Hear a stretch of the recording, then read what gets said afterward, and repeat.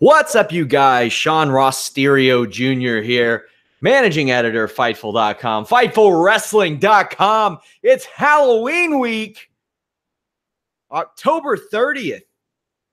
I am joined by my co-ghost, Alexander Pawlowski. Alex, how are you? Boo, Son Ross Sapp. I say boo, because that's what ghosts say. You know what? I am a true luchador. Because as soon as I lose a mask match, I have the hair ready to go. That's true. That's true. Mask versus hair. Yeah, I'm rocking with it. And dare I say, this mask looks damn good on me. It does. It does. The pink and black combo with the gold. Mm-hmm. Man, who's that jumping out the sky? SRS. Here we go. Smackdown Live to talk about tonight. We're making Crown Jewel predictions tonight. Don't forget, we have Listen Ya Boy Wednesday, 3 p.m. Eastern, getting closer to that Listen Ya Boy number 100 mark. This show brought to you ad-read free by our new MMA and boxing YouTube channel. The link is in the description below. If you all don't mind, give it a little clickety-clack. Subscribe. Soon all of our MMA podcasts will be over there. But we have just a ton of exclusive news posts. We have interviews, all kinds of cool stuff. A lot with pro wrestling crossover too. So maybe you don't even like MMA.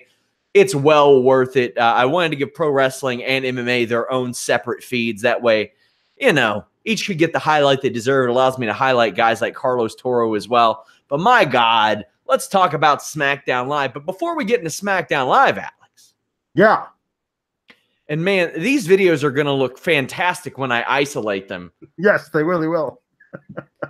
Pro Wrestling Sheet's Ryan Satin reported today that Renee Young will be announcing WWE Crown Jewel, a place in Saudi Arabia where women are not allowed to perform, quite frankly. What do you think of this move? I'm conflicted and confused and excited all at once. Yeah, I wonder if they'll consider her indecent, as they considered Carmella and Alexa Bliss when they were on that one promo video, indecent. I don't know. It seems it's a mixed message.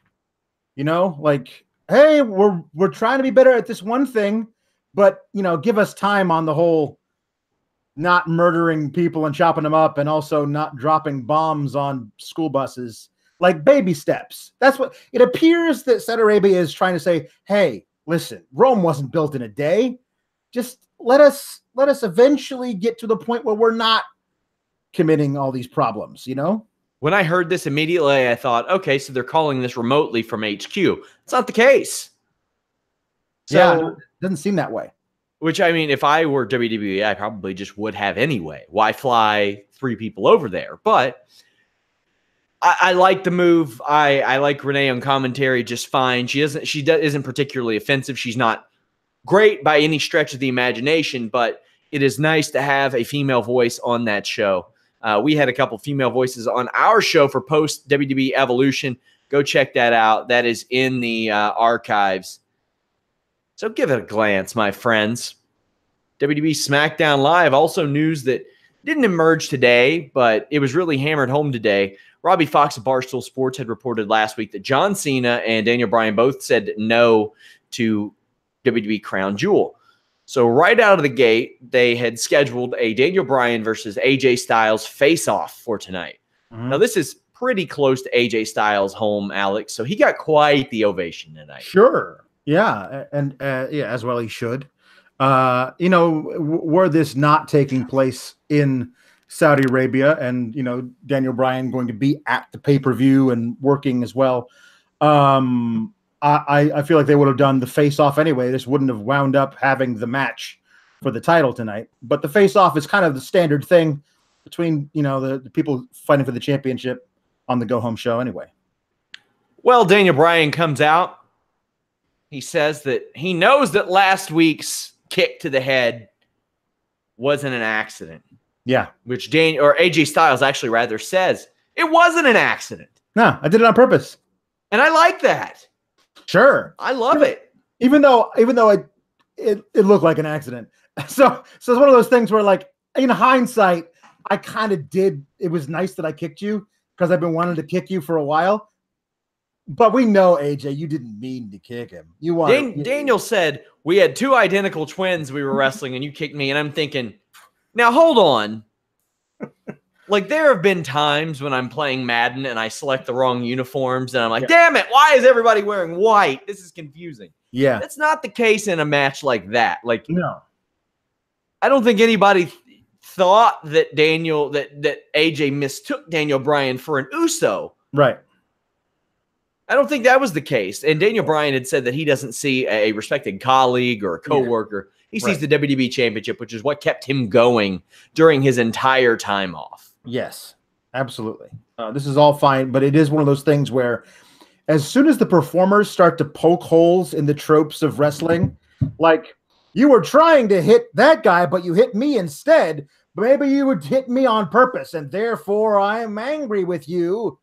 As soon as they start poking holes in that ridiculous logic, a whole thing falls down like a house of cards. So maybe Daniel should take a step back before this whole thing crumbles down around us. Yeah, that's fair, man. I think that's pretty fair. Yeah. So they almost come to blows, and Shane McMahon comes out, who is apparently back on the job. Yeah, I guess. Because why not? And he says too often people pretend they want to fight on this show and don't end up doing it. So he's going to make sure it happens right now. The Crown Jewel main event is going down here on SmackDown to kick off the show. Now, I was texting with a person who was backstage at SmackDown, and I asked why first. And he said they wanted to get it out of the way, and they wanted a way to build the match a little bit later on that's going to happen at Crown Jewel. So, FYI, there you go. Yeah. At the time, it felt like you guys could have announced it now, and then just like the word of mouth that would have spread over social media of like, holy crap, Daniel Bryan versus AJ Styles for the title is happening tonight for free. Tune in. Everybody would have been like calling their friends and stuff who don't normally watch SmackDown live. They would actually watch it live if you had given them an hour to spread that word. But I understood now, once I realized what they were doing with it, was like, oh, they're not having AJ Styles title match at Crown Jewel tonight. They're having that tonight in addition to the thing they're doing later. Because really, there aren't a lot of matches on that card. Yeah. So, well, especially not a lot of wrestlers. That's something I've really hammered home on the Weekender and a lot of these podcasts is that the first time WWE went to Saudi Arabia, they took 70 performers.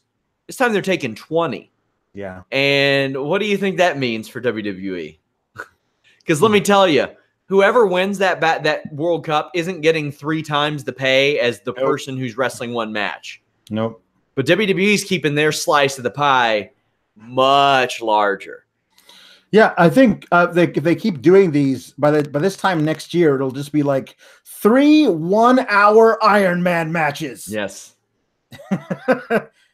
Well, either way, we got a WWE Championship match, and it was an instant classic on the SmackDown side of things. So this is instantly probably one of the top 10 to 15 SmackDown matches ever. Great reactions on the intro, especially for Styles, the hometown boy. Bryan played up the heel role a little bit here, and he should have, because this is AJ's hometown, and AJ has a match on Friday that he has to work as the babyface now. So you kind of want to get him those babyface reps, even though, I mean, AJ Styles doesn't need babyface reps, but you want it fresh in the crowd's mind. Here's your babyface. Yes, that's true. And I appreciated that it was a lot of shades of gray on the characterization within the actual wrestling, because once it looked like Bryan might have tweaked his knee, AJ Styles was merciless going in after it, which is a smart thing to do, but still traditionally a heel thing. They usually set that up that the babyface tweaks their knee and then the heel is relentless going after it. He smells blood in the water and crap like that. So I appreciated that they actually had both guys going back and forth about who was in control, who was the heel, who was the face, that kind of stuff. The match itself was fantastic. If this was the match that we were going to get on Friday, I have a hard time thinking there was going to be a match that was going to be better than it at Crown Jewel. It was a blast, man. Brian did a good suicide dive and played up that he tweaked his knee. This is after a Styles drop kick, and Brian started to work over the arm. Styles worked over the leg. The spot of the match, in my estimation, and that's saying something. Brian's counter out of the moonsault reverse DDT where he applied a cravat, threw some knees, and then did a cravat suplex. Yeah. Ooh, that was good, and I love me a good cravat. I am a cravat fan, confirmed. Brian sets up for his flying knee, but Styles catches him with a big drop kick. We go to a commercial after Styles shifted his body midair in breathtaking fashion. Yeah, it also just looked really, really bad. Like that was just unprotected ribs on forehead crashing down from 12 feet in the air. That didn't look good for anybody. Yes, this on a belly to back superplex attempt. Yeah. It was great. Listen, I love that cravat suplex. I also love a good cravat. Also love a good ascot. Play on words there because a cravat is an old timey floofy tie. Anyway, but nothing in this match was as dope as that finish. The next time I wrestle, I'm going to do a reverse cravat, and I'm calling it the ascot just for nice. you. Good. Thank you. Appreciate it. Or I'll cravat somebody's ass and call it the ascot. Yes. There we go. Good. Doing butt stunners to people. That's what we're here for. So, where was I? We come back from commercial and see Brian with the yes lock applied. Styles gets to the ropes. And then he suplexes Brian off the apron and then drops Brian's knee across the table, the announce table. Good spots just all the time. Great. Back in the ring, Brian recovers with a super Frankensteiner and big kicks, does a suplex into the armbar, and Daniel Bryan, for everybody who's saying, oh, well, WWE's having Ronda Rousey do the armbar different because, no, well, this is how she needs to be doing it. Yeah. Just like this. Thumb up, hands on the thumb, arching your back, extending the arm, this weird lacing around and folding the arm. I mean, hey, maybe it works from a judo perspective. I'm not going to tell Ronda Rousey what arm bars work, but man, Daniel Bryan's looks way better. Also, what looks pretty damn good, Styles and Brian just on the same page so much with this counter, Alex. Styles turns the extended armbar into a Styles clash.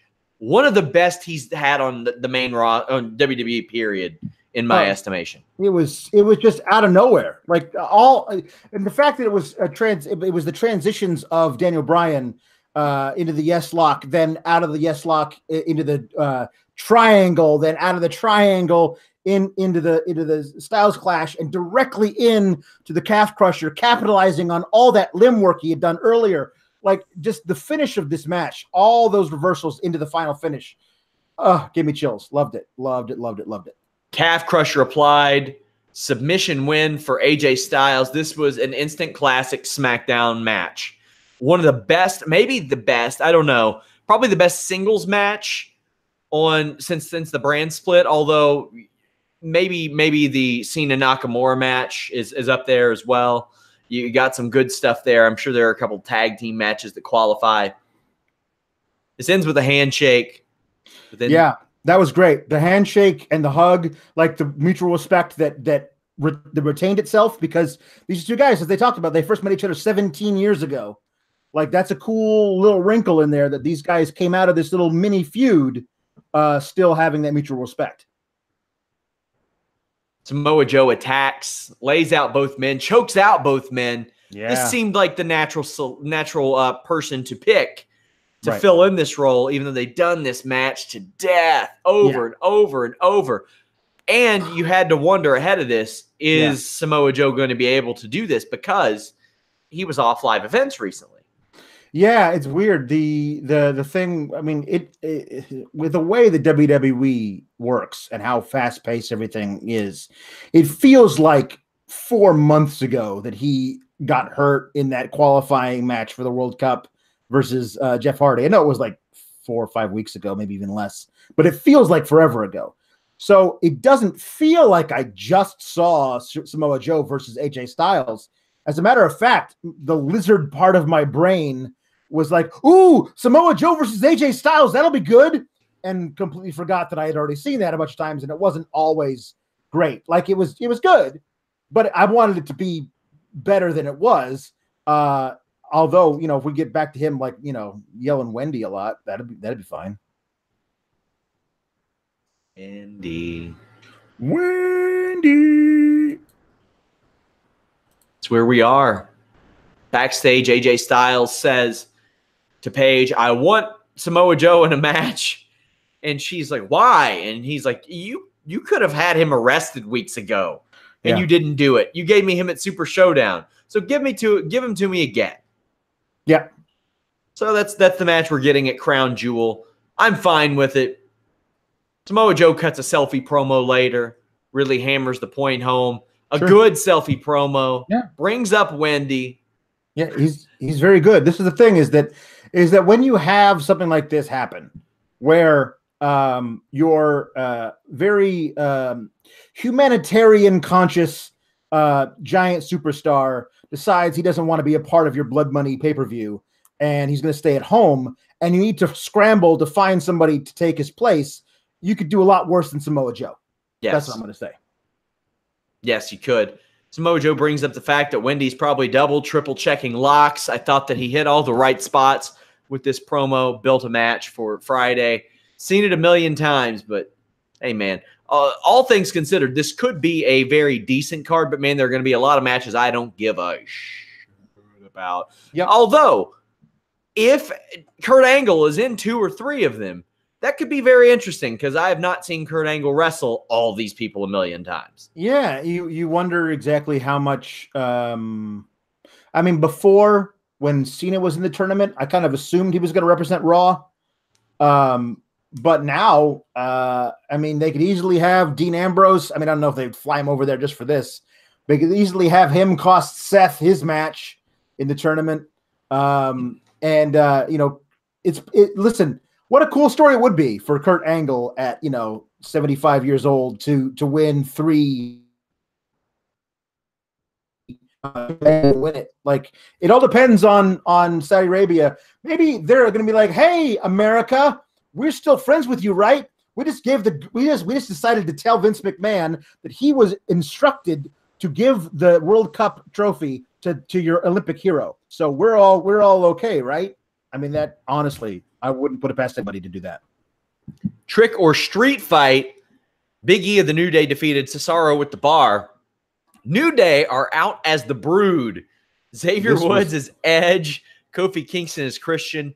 Big E is Gangrel. They have people holding up fake candles for this awesome entrance, Alex. It's so good. Oh, it tickled me to no end. I loved the Brood back in the day. I thought it was so corny and delicious.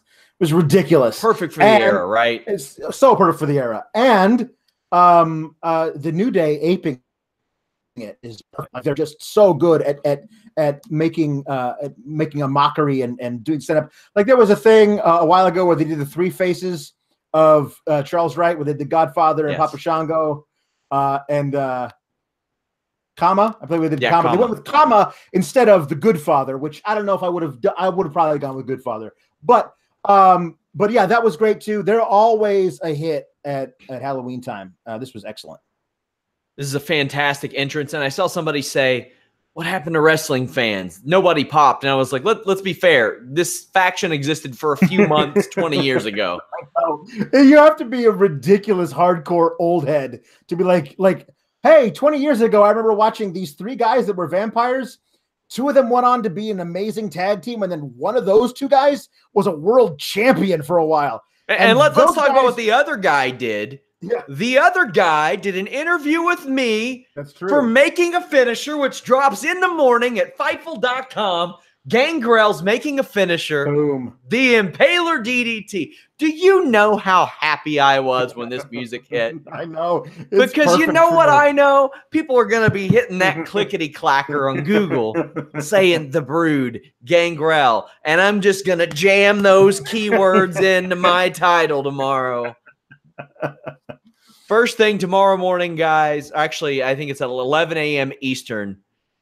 Making a finisher, the newest edition with Gangrel talking about the Impaler DDT, how he did it, how he developed it, why he continued to use it, who took it the best, who took it the worst. Also, Chris Van Vliet, who some of you all may know from WSVN TV and Deco Drive, took that move from Gangrel earlier this year, and it almost ended badly. I talked to him about taking that move as well, so he had a part of that.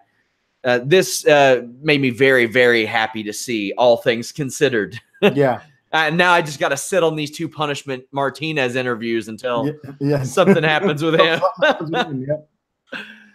Oh, man. So these are always just harmless fun. That's it. And if this was going to be a tag match, I would have been a little bothered since it's happening in 2 days, but it wasn't. It kind of was, but it was really just a singles. Yeah. Sheamus comes out wearing all white. What was he? A ghost? I don't know, but Cesaro wasn't anything. Lighter Sheamus? Yeah, like, hey, everybody says I'm so pale. Well, now I'm even paler. Less than Sheamus. And then Cesaro wasn't anything, was he? I didn't like. No, and neither was Big Show. It would have been cool if Cesaro had worn a fake mohawk and come out as Sheamus. That would have been funny. That would have been very good. So Big E, when he sees Sheamus painted up as white, he pops for it, which I thought was funny. Yeah. Big E beats Cesaro with a candy corn cane. Yep. Everybody gets involved. Big Show sends Edge and Christian over the top rope. Sheamus slams pancakes into Kofi's face, but the sunglasses stay on Kofi's face. Yes, of course. The wig does not. No. While Big Show is trying to drown Xavier Woods. No, Alex, that was little dangerous, but okay. I'm looking like, man, if this were Daniel Bryan and this were 2010, he's fired. Oh, fired. You can't drown somebody on TV. No. Alpha Mare water slide on pumpkins hits for Cesaro. Now, I never see that move anymore. Yeah. And I wonder if the way that he got that cleared was, no, but I'm doing it on pumpkins. Yeah. It's safer. The pumpkins will break my fall. Yeah. Big E sends Sheamus through the table in the corner. Xavier spits blood in Big Show's face. Big E does the same for Cesaro to set up the big ending. I was really hoping for an Impaler DDT to end this. Me too. It would have been nice. It didn't happen, but whatever. No. But let's talk about the best thing that happens. Kofi has this skeleton, and he gets out on the apron and trips over it and falls flat on his face on the floor, and Corey Graves loses it. Yeah. Yep. It's very funny. I need more angles of this. I need crowd angles. I need WWE to treat this like they did the Titus situation. Yeah. Man, do you think we get anything as momentous as the Titus O'Neil stumble? Well, I mean, on Friday, rather. Titus isn't going, so he can't do it. Not unless they make a big deal out of it and make it do it on purpose. Like, I could totally see the WWE being like, hey, this went viral. Let's do a thing where everybody comes out and falls down. Yeah. It'll be hilarious. Yeah. Man. Paige tells Charlotte she had a great match on Sunday and offers up the captain spot for the SmackDown Women's Survivor Series team. Yeah. And they are still rocking with the tagline, Alex. Yeah. Go ahead. It's the one night a year where the superstars of Raw and the superstars of SmackDown go head-to-head in in-ring competition. Keep in mind, between now and the end of the year, including Survivor Series, there's at least 3 of those nights. Yeah. There is the TLC Mixed Match Challenge Finals. There is Crown Jewel, 2 days away. And there is Survivor Series. Also, we had the Royal Rumble and a couple other instances. Right. Yeah. I mean, technically, at WrestleMania, Asuka was a Raw superstar. Right. I wouldn't mind if they did the thing like if they did it like the old Night of Champions kind of thing where, I mean, I guess it wasn't the same deal, but where the champions of Raw meet the champions of SmackDown, the one night a year. Like if you built it around that, because that appears to be the gimmick they're going with now. Whoever's the champion on Raw fights the champion on SmackDown. And that only happens once a year, the champion versus champion for bragging rights of the brand. Like, you could sell me on that because at least that would be true.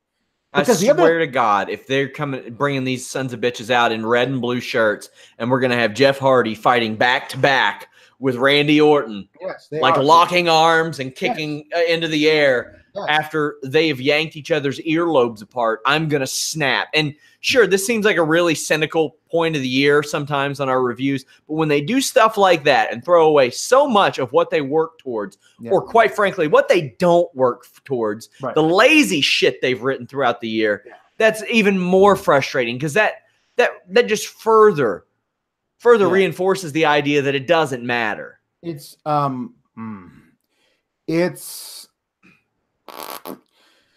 would be interesting if they did this some along the lines of what they do with the All-Star game in baseball, where like the winning team gets something. Like in baseball, it's home field advantage in the World Series. Like if they did something where, hey, here's the deal: the winning team, that brand, somebody from that brand gets the 30 spot in the Royal Rumble. Yeah. So if your team wins that night, you have a shot at being the 30th guy in the Royal Rumble. I mean, the easy thing they could do is say you get a big bonus at the end of the year if your team wins Survivor Series. But Vince would never let money be the thing that rules everything, even though it obviously rules him.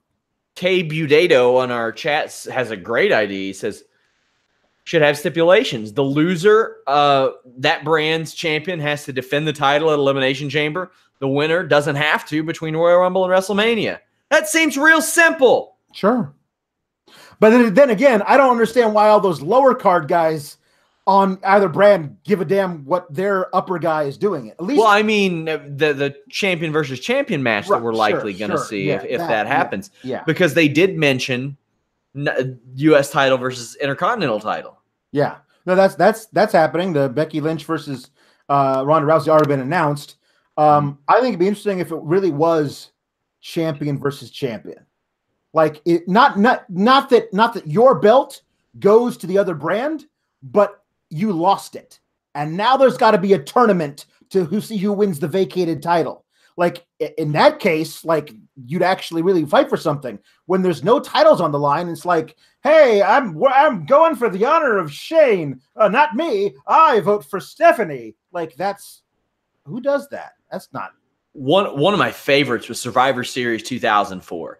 And that was a dark period in professional wrestling in general, just for a number of reasons, the terrible attendance and just them trying to force these big steroided freaks over that couldn't work. But you had Team Orton, which was Orton, Benoit, Jericho, and Maven against Team Triple H, which was Batista, Edge, Snitsky, and Triple H. And the winners got to run Raw for a week. Each week after that. And you had Maven with a real dilemma at one point, because with Randy Orton leaving Evolution, Triple H went up to Maven and said, how about instead of you challenging me for the title like everybody's going to do every single week they're in charge, I give you a spot in Evolution. And Maven passed it up, lost his title match, but then that facilitated his heel turn because he's like, shit, I gave up a spot in Evolution for nothing. Yeah, I wasted it. And of course they shit the bed with Maven. They got him over in for no reason in a month to put him in this match, and then they buried him again. But at the very least, it had stakes, and it, quite frankly, set up your next month of programming. Yes, it's very easy to do things like this and set up your programming for weeks to come. Yeah. There you go. Well, Charlotte is very hesitant to accept this role. She doesn't think she's the right woman for the job. Do you think that she thinks she's washed up, or she just doesn't work well with others? I think that, Sean, after being made to look the strongest that any superstar ever has in defeat, she really feels kind of depressed and down about herself. So, I mean, what hope is there for Charlotte Flair now that she's lost this match in it? So, Alicia Fox needs to be the Raw captain. Oh, absolutely. Has to be. And people saying, why? Because she's the goddamn captain. Yeah. It's the whole thing. The whole thing. And this opens up a whole new set of questions. I don't know if you guys remember, but when I did that story with Matt Riddle about why he left AIW, it's because he wouldn't put over a pirate, which he tells me that he actually did. And the people running AIW tell me, no, he's the captain of the goddamn ship, which just opens up a whole new set of questions about Kairi Sane and Alicia Fox. Alicia Fox is the captain. Kairi is the pirate. There's a natural feud there. Yeah, it's true. Natural feud. I would love to see a Team NXT involved in this somewhere. I mean, you get to a point where you're all talk about how this is the third brand, unless you're actually letting them play with the big boys and girls. I think Triple H is saving it, though. I know. Saving it to where he has a little bit more control. You know what I'm saying? That's true. And probably with good cause, considering we've seen the track record that Vince has had. Yeah, I mean, dating back to, if you remember, when Charlotte was brought up to promote an upcoming takeover match, and she got beat by Natalya in 2 minutes on Raw? Way back in the day. So, I mean, I can't blame him. Shane McMahon is backstage with members of the main event tag team match. Miz trash talks all of them except for Randy, who intimidates him. And Shane throws a stipulation in. Whoever makes it to the finals of this tournament and loses is fired from SmackDown if the SmackDown side loses. What do you think of the stipulation? Who do you think it will be in the finals? Well, we'll talk about who we think it'll be in the finals later. Yeah. But also the psychology that goes into even getting to the finals here.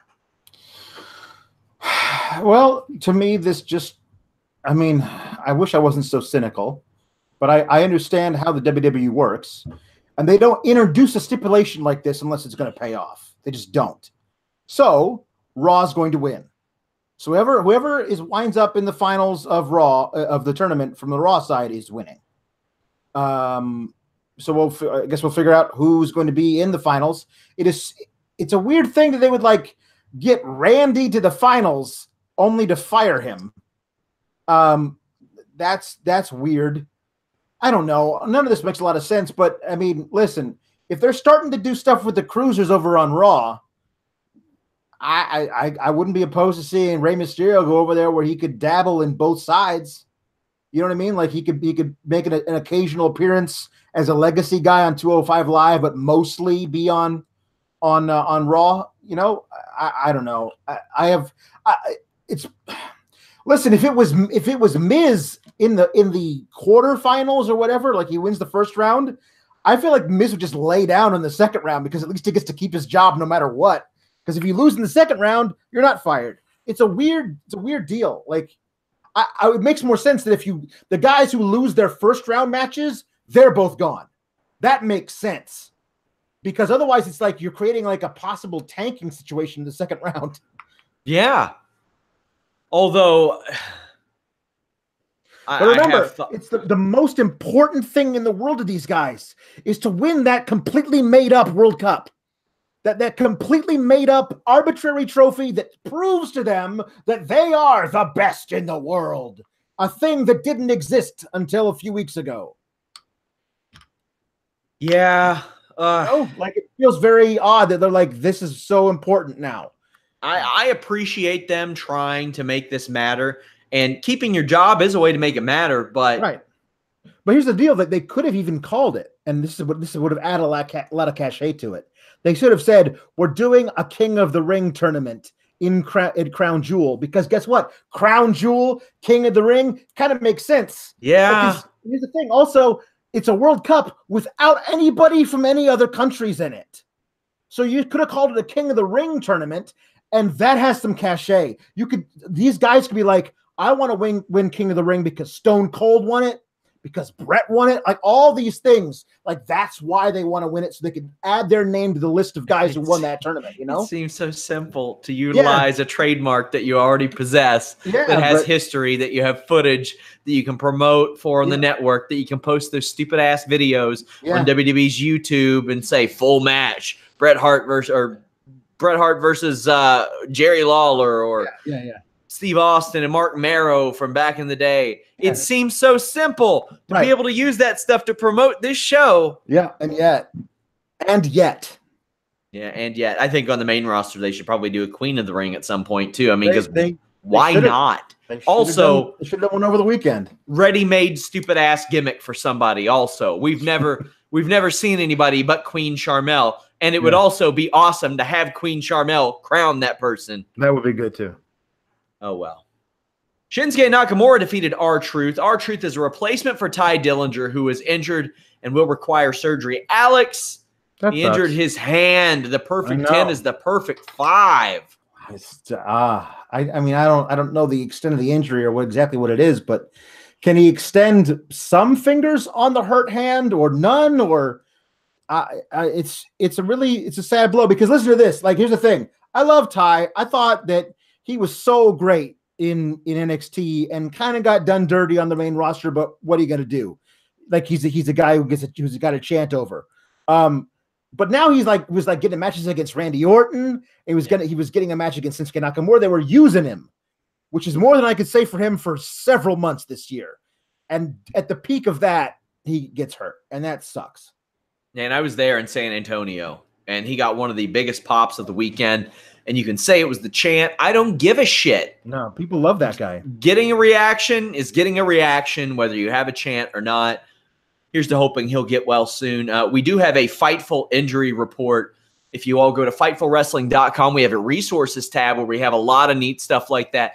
I also cover the injury report every weekend in the Fightful Select Weekender podcast. I review Impact Wrestling, Ring of Honor, Lucha Underground, Being the Elite, NWA. I do the injury report update, and I talk about the exclusive news in my Friday Fightful Wrestling weekly column. That also is covered by Pro Wrestling Unlimited. But head over to FightfulSelect.com. Check that out. We have just a ton of content over there, additional content. I know we cover a lot of stuff here on Fightful.com, but we have stuff like retro reviews, Q&A podcasts, stuff like that. And while I'm in the middle of the plug, this Thursday afternoon, Q&A podcast, a free preview of the Fightful Select service. I'll be giving you all that show for nothing. So if you all want to ask a question, make a Patreon account, submit them on there. You don't even have to subscribe to submit a question. But lots of cool stuff over at FightfulSelect.com. That is the most direct, easiest way to support Fightful.com. R-Truth is the replacement for Ty Dillinger. Makes sense, too, because they interact backstage. Yeah. I love Carmella being a part of R-Truth's act. There is nobody, I think, on the WWE roster who have perfected the art of making the best of any situation like Carmella has throughout her entire run. Yes. Agreed. It's special. It's really special what she's able to do. And I want to see more of her in the ring. And I just assume that she's not getting worse in the ring. Right. Because I like Charlotte in the ring, but man, Carmella carried the match against her. That's true. And that's good. That's good. If that title reign got her to where she is, yeah, if based on how she was at the beginning of that title reign, I would have thought this would have been her only one. How she was at the end of it, I'm thinking maybe you could see another one. Listen, there's a pattern with WWE and their women where they have a program for the title, and if you're not in that program, then you're shunted off to the side and maybe not even on TV. There were months this year where Naomi and Asuka weren't on TV. But Carmella, this is what I thought was going to happen to Carmella once she lost the belt. I was absolutely convinced of it. I was like, I'm going to miss her for the 2 months she's not on TV.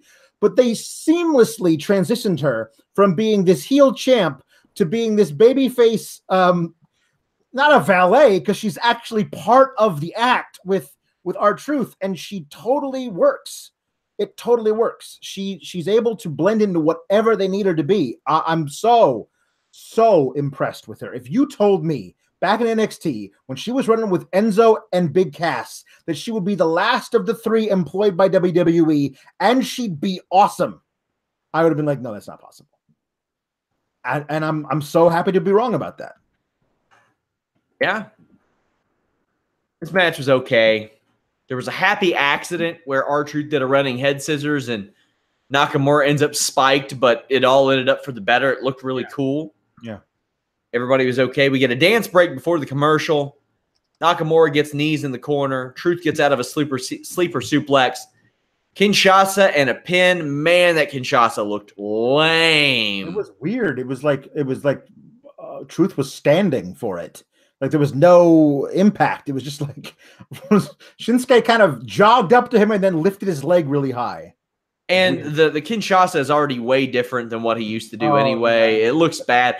Honestly, I think he's got to be real flexible because that's a risk for injury. That's how you tear a hamstring. Yeah, no, it didn't look good. It's never looked as nearly as good as the Beaumaye.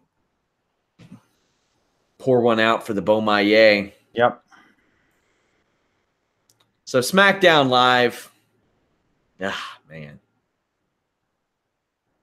It was such good and such bad at spots. The Becky Lynch promo was so short and sweet. So good. And right. And it changed a lot of my opinions about what happened on Sunday. And I'm going to talk about this because we had a little back and forth about my wrong. You brought up Pulp Fiction. I did. That overrated piece of shit with 40 minutes of extra dialogue. Right. No, it's fine. It's fine. The crowd is behind me on this. It's okay.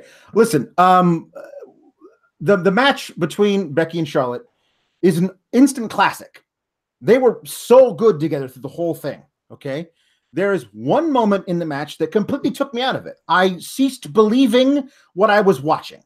When Charlotte, it's an old spot in every last man standing match where the heel piles stuff over one guy, piles stuff over on the next person, and that person eventually gets out, okay? But when Charlotte does it, she's got this look like, we wouldn't like me when I'm angry. She's She-Hulk. And Becky looks at her. Becky, who's been in control the entire feud, completely like swaggering confidence all the time. In this moment, she looks like she was looking into the Ark of the damn Covenant. She looks like she's horrified beyond belief. And it was over the top, and it looked stupid. It looked like a bad performance.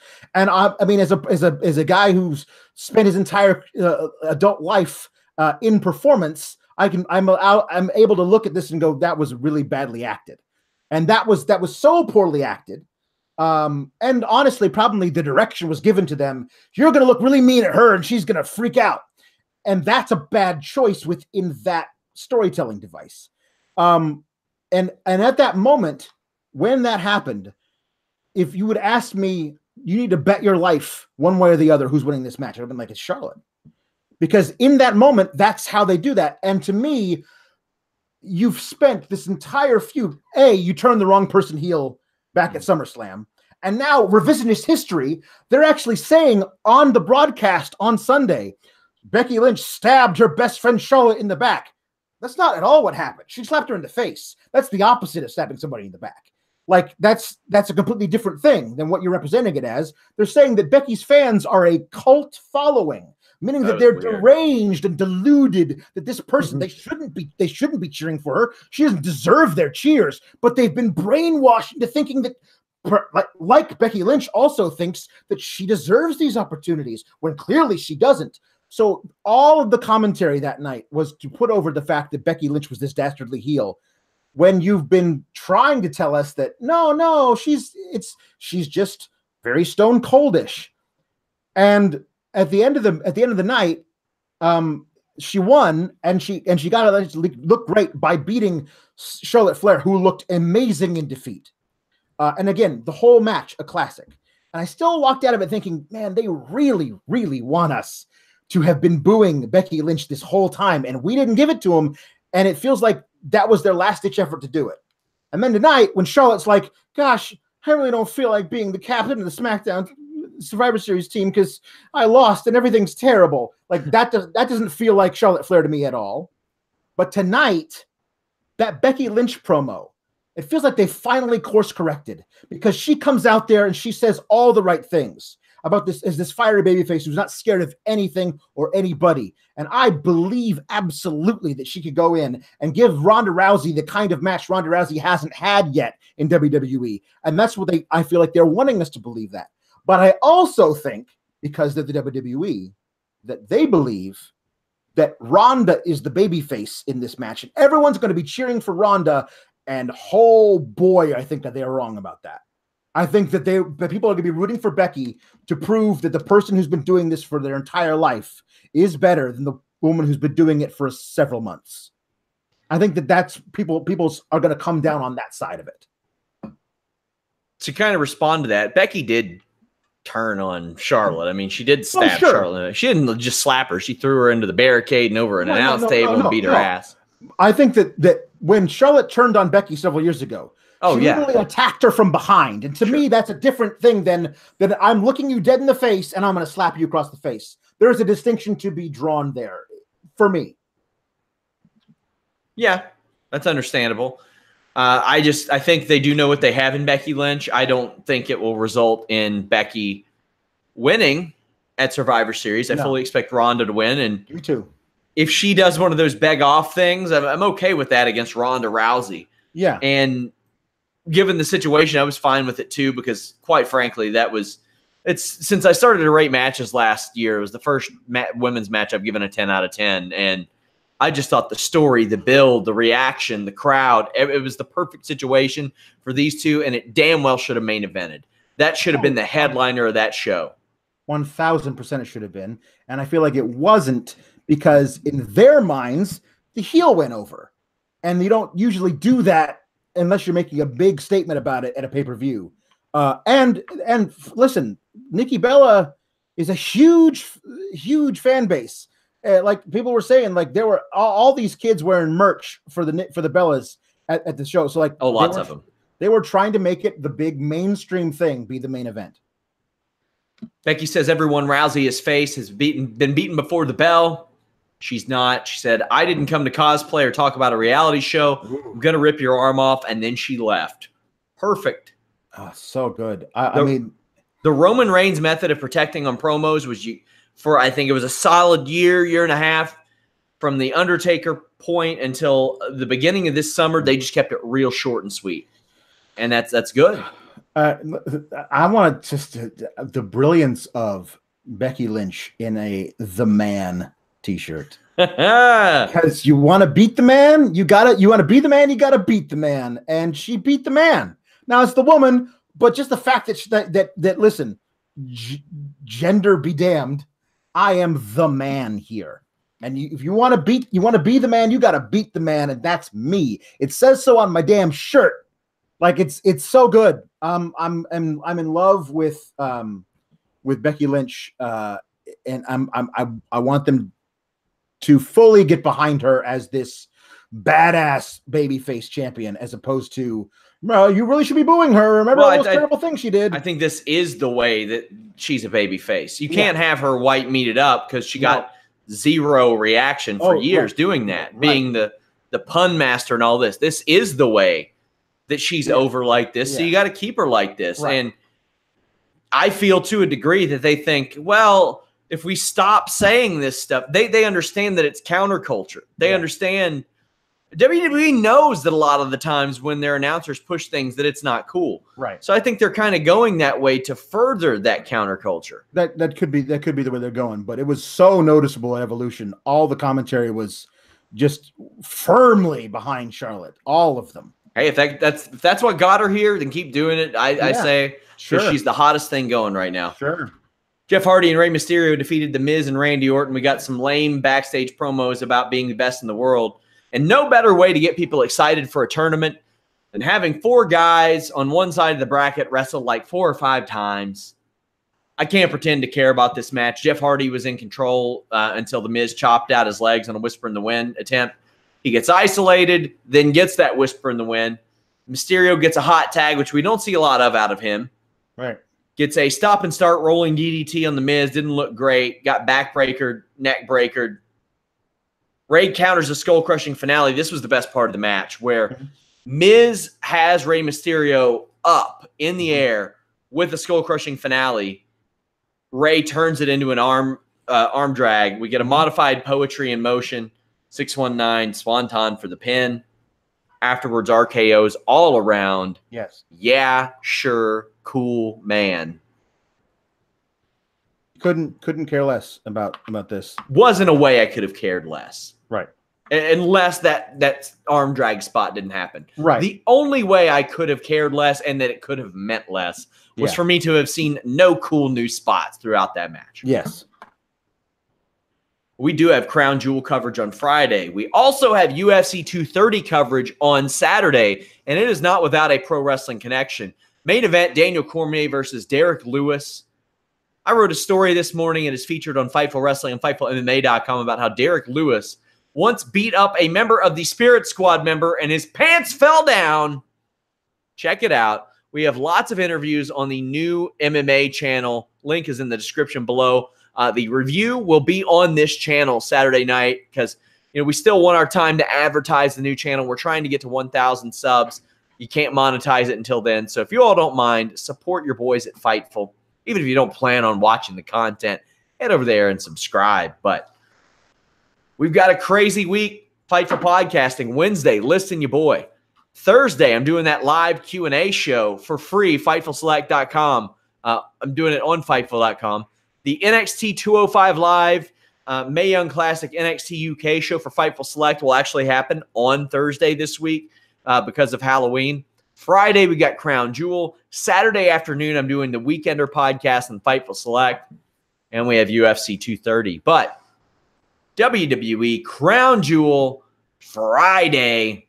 Let's go ahead and make our predictions. The Bar versus the New Day, Alex. SmackDown Tag Team Championships. I'm going to be completely honest. There was a point during this show tonight I forgot who the tag champions were. Mm-hmm. Do the Bar win here? Do the New Day win? I think because you're definitely getting a new Universal Champion, and because we're crowning a new World Cup winner, and those are the two things that are illegitimately in doubt, everything else is going to be house show rules. So I think Bar retains. I think almost everybody is going to retain. Well, there are only that's it. 2 instances of that. There you go. That's because the Raw tag titles aren't being defended, the US title's not being defended, the Intercontinental title's not being defended, the crown jewel of WWE. Yeah, sure. I'm with you at the Bar. AJ Styles defends against Samoa Joe. If AJ Styles makes it through next week's SmackDown, he will hit the fabled 1-year mark as WWE champion. Yep. Keep in mind, this was a guy that WWE had no real interest in a decade ago. Yeah. Not even 13 years ago when I thought he was the best wrestler on the planet. Cheap plug, FightfulSelect.com retro review. We did one for free, TNA Unbreakable 2005. What I considered for a long time the best match I had ever seen. Styles, Samoa Joe, Christopher Daniels. It's 13 years later to see him as a almost 1-year champion. That's unbelievable, Alex. I think he's going to win here too. Oh, he's absolutely winning. They didn't bring Samoa Joe off the injured list just to throw him in a match that they had to make in a panic so he could win. No, it's AJ's gonna win. He'll hold it through SmackDown. He will be there for a full year. It's an amazing story. There's a moment in that 2K19 commercial where they're talking about how these guys, whatever, this is a thing. When a man who wasn't deemed right proved everybody wrong. Like there's that thing where they actually show a little footage, still of him as young AJ Styles with a little hoodie on and everything. Yeah. And it's amazing. Yeah, he wasn't right for WWE. But oh hell yeah, he was. And imagine, Vince, just imagine if you had the guts to bring him in 5-10 years ago, the career he would have had for you. But nah, he was too small. And look at what he's done at 40 years old. How good he's been for you. It's just wild to think, and he will become the 8th man ever to hold that title for full year. 9th ever in WWE to hold a world title like that, if you include Brock Lesnar and the Universal Championship, because nobody held the World Heavyweight Championship for more than 282 days, if you would believe that. Wow. Batista holds that record, but that's something special. And of course, Bruno did it multiple times, so there's that as well. And Hogan fell one day shy one time, and you've had just so many of these guys, like you had Diesel that almost got there, didn't get there. AJ will pass Diesel this week as he defends at Crown Jewel. I'm going with him. I think they should do it. I think it's a feel good moment too, and they should mention that on SmackDown next week as well. Yes, they should. Opening round matches. This is going to be interesting how we make these predictions. Yeah, it's going to be weird. The Miz versus Jeff Hardy and Rey Mysterio versus Randy Orton on the SmackDown side of things. A babyface has to win. A heel has to win. Mm-hmm. That's the way they'll go with it. Yeah. And oh my God, do I hope it's not Hardy versus Orton again in the second round. So in that case, I feel like it's got to be Miz versus Mysterio. But, I mean, I just feel like Orton is the guy they want from SmackDown to be in the finals. But if he, it's so weird. This whole stipulation has got everything screwed up. So I think it's got to be a babyface facing firing. Yeah, well, that's true. But I don't. Of all the people on Raw, I don't know. Yeah, my pick out of SmackDown bracket is Mysterio. I will say that. Depending on if Baron Corbin goes or not, I could see him costing Kurt Angle his match. Depending on if he goes. We want to fly you over to the desert in a far off land, get on this 12-hour flight so you can show up for 15 seconds. And do a run-in. Yeah. I think Angle's beating Ziggler. And he should. And I can't wait for that match. Yeah. Yeah. Ziggler is really good about taking matches that I don't give a shit about and don't doubt the result in and still making them interesting. He's good at that. So Angle's winning that match. Right. Rollins and Lashley, though, that's a tougher one to call. Yeah. No, I mean, obviously, if Angle beats, I mean, they could easily do an Angle versus Rollins dream match, but I mean, it's just a weird place, to do it. I don't know. Also, Angle is very comfortable working Bobby Lashley. He has numerous times before. Sure. And Angle looks like a real underdog against Bobby Lashley. Right. I think I wanted to wind up being Rollins versus Mysterio, so that's my pick. Yeah, I think it's going to be Angle and Mysterio, and I think Mysterio ends up winning to save his job. Yes, and that's fair. That's fair. How do you think the finals hash out? Who wins, rather? I feel like they don't introduce the stipulation without having it pay off. So the Raw guy, whoever wins, whoever's on the Raw bracket wins. Well, if Jeff Hardy ends up losing and getting fired, I could see him going away for a little while. Sure. Shawn Michaels and Triple H, DX against The Undertaker and Kane, Brothers of Destruction. You don't bring Shawn Michaels back to have him lose, Alex. No, they'll win, and I don't care. I do. I want to see Shawn Michaels wrestle. Sure, I'm greedy. But I don't care who wins. The Rockers are my favorite team as a kid. Brock Lesnar, Braun Strowman. This is WWE's second chance to have Brock show up in UFC with the WWE title, but I don't think it's happening. Braun needs to win. No, you were lucky to have him escape this Drew Dolph thing with the level of heat he had Monday. Pull the trigger. No, Braun's winning. They've already leaked. Been advertising for the TLC arena that it's going to be Braun versus Drew McIntyre. I don't think they're doing that without a title on the line. So, yeah, Braun's winning. Unless it's for a title shot at the Royal Rumble. Oh, good Lord, please, no. Oh, yeah. Oh, yeah. You might be right. These two big sons of bitches for the chance to get in the ring with Brock Lesnar. Woo! Listen, your boy, Wednesday, 3 p.m. Eastern. Check us out. Our flagship show. Again, FightfulSelect.com is the best, most direct way to support us. From early access content to extra podcasts. Join us Friday.